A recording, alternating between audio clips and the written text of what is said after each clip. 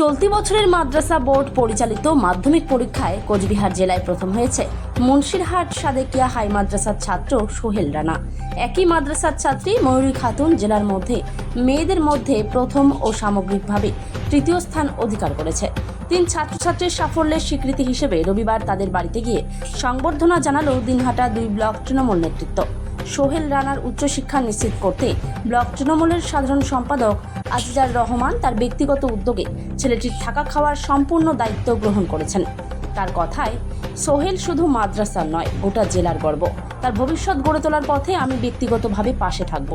Block Trinamool কংগ্রেসের সভাপতি দীপক কুমার ভট্টাচার্য জানান, উত্তরবঙ্গ উন্নয়ন মন্ত্রী উদয়ন গুহর নির্দেশে এই দুই কৃতী ছাত্রছাত্রীর সঙ্গে দেখা করে তাদের সম্মান জানানো হয়েছে।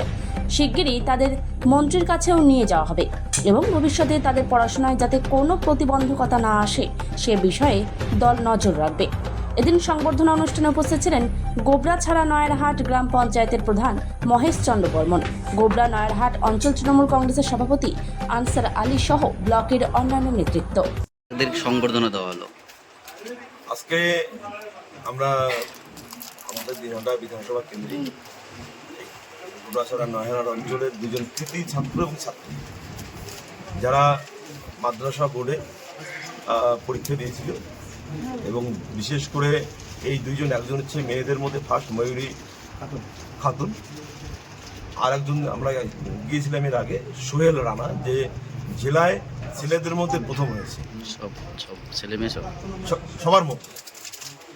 যাই হোক, আমরা এটা আমাদের বিশেষ করে একটা গর্বের ব্যাপার যে আমাদের এলাকার দুটো ছেলে মেয়ে তারা এত সুন্দর রেজাল্ট করেছে। এত ভালো রেজাল্ট করার জন্য আমরা এখানে উপস্থিত হই এবং আমাদের মাননীয় মন্ত্রী শ্রী উদয়ন গুহ মহাশয়, বলতে গেলে ওনার নির্দেশে আমরা আজকে এখানে আসি। পরবর্তীকালে আমরা এই দুটো কৃতী ছাত্রছাত্রীকে আমাদের মাননীয় মন্ত্রী মহাশয়ের কাছে আমরা নিয়ে যাব, সেই হিসেবে আমাদের কথা আছে। সেখানে নিয়ে গিয়ে মন্ত্রী মহাশয় ওনাদেরকে সংবর্ধনা দেবে এবং আগামী দিনে এদের যাতে পড়াশোনার ক্ষেত্রে কোনো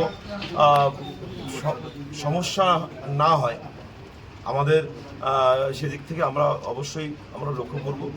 আমি তো অনেক ধন্যবাদ জানাবো আমাদের ব্লক তৃণমূল কংগ্রেস কমিটির সাধারণ সম্পাদক আজিজার রহমান। ও তো বলেই দিল যে এই যে সোহেল রানা যে জেলায় প্রথম হয়েছে, আগামী দিনে যাতে দিনহাটা শহরে থেকে পড়াশোনা করতে হবে, শহরে স্কুলে পড়বে, সেখানে থাকা এবং খাওয়ার যাতে সমস্যা না হয়, উনি ওনার নিজের বাড়িতে তাকে থাকার ব্যবস্থা করে দিয়েছেন এবং আগামী দিন সে ওখানে থেকে পড়াশোনা করবে। এবং আমাদের কিছু জনপ্রতিনিধি তারা এদের পড়াশোনার ক্ষেত্রে যাতে আর্থিক সংকট যাতে না দাঁড়ায়, এরা আমাদের জনপ্রতিনিধি সেই দায়িত্ব নিচ্ছে। এবং আমরা এই ময়ূরীকে বলবো যে আমরা ময়ূরীর পাশেও আমরা সর্বতভাবে আছি। আগামী দিনে যাতে এর আর্থিকভাবে যাতে পড়াশোনা কোথাও মাঝপথে থেমে না যায়, আমরা তার জন্য যতটা সহযোগিতা করা দরকার আমরা করব।